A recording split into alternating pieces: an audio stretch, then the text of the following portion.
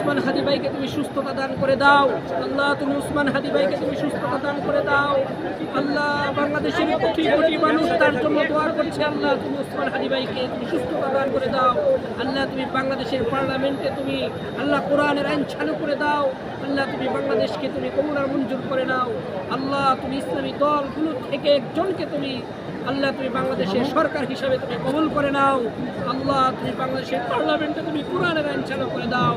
সকল প্রকার হিংসা আল্লাহ, হিংসা আল্লাহ, সকল প্রকার হিংসা রাজনৈতিক থেকে তুমি আমাদেরকে হেফাজত করো আল্লাহ। বিশেষ করে এই পর্যন্ত যত দোয়া করছি আল্লাহ তুমি কবুল আর মঞ্জুর করে নাও আল্লাহ। তুমি বাংলাদেশের হাদি ভাইকে তুমি সুস্থতা করে দাও আল্লাহ, বাংলাদেশের হাদি ভাইকে সুস্থতা দান করে দাও আল্লাহ। তুমি উসমান হাদি ভাইকে তুমি সুস্থতা দান করে দাও আমিন।